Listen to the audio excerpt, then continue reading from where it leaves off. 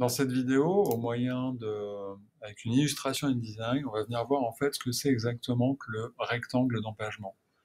En fait, le rectangle d'empagement, ça va être la façon dont je vais régler mes marges.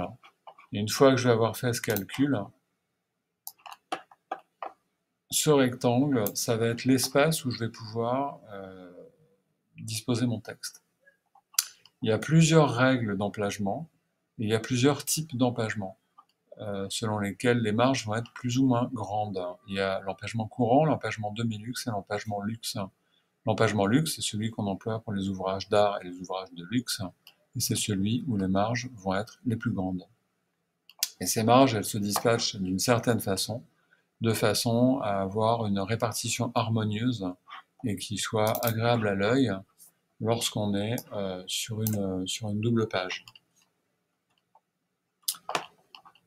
Et cet empagement, si on prend par exemple l'empagement courant, on va dire que ce rectangle d'empagement va occuper les 3/4 de la page. On va commencer par calculer la largeur, c'est-à-dire qu'on va prendre, on va le faire avec un bloc, on va prendre la largeur complète de la page, et on va dire que ce rectangle va occuper les 3/4. Donc si je me place ici, sur la largeur de la page, on va lui faire fois 3 divisé par 4, et on va voir la largeur de la page. Et ensuite, le blanc qui me reste ici et ici, on va le répartir de la façon suivante. On pourrait le faire aussi avec des blocs. C'est-à-dire que ce blanc qui me reste, c'est donc la largeur de la page moins la largeur de mon rectangle d'empagement, bien sûr. Donc si je fais un bloc complet, ça veut dire que c'est 150 moins, on va les regarder, 112,5, c'est la largeur de ce bloc. Donc 150 moins 112,5. OK. Et ensuite, pour la répartition, il y a plusieurs règles, mais si on prend la première que moi j'utilise le plus, c'est que ça va être dispatché en... Ça va être sur ce blanc additionnel, ça va être 4 dixièmes de ce blanc, 5 dixièmes de ce blanc, 6 dixièmes de ce blanc et 7 dixièmes de ce blanc. Donc à ce moment-là, mon bloc qui est sur une base de 37,5, je vais en faire un carré de 37,5 et je vais le dispatcher un peu partout.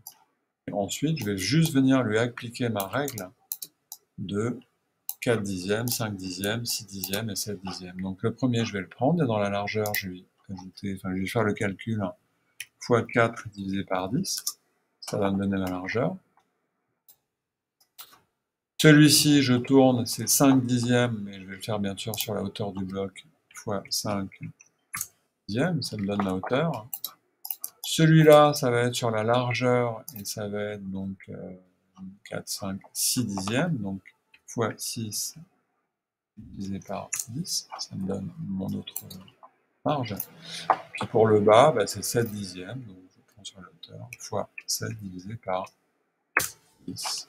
OK. Et là, j'ai toutes mes marges, et j'ai donc la valeur de mon rectangle d'empagement avec la disposition des principales marges. Après, il y a d'autres règles d'empagement qui sont différentes. Moi, c'est celle que j'utilise.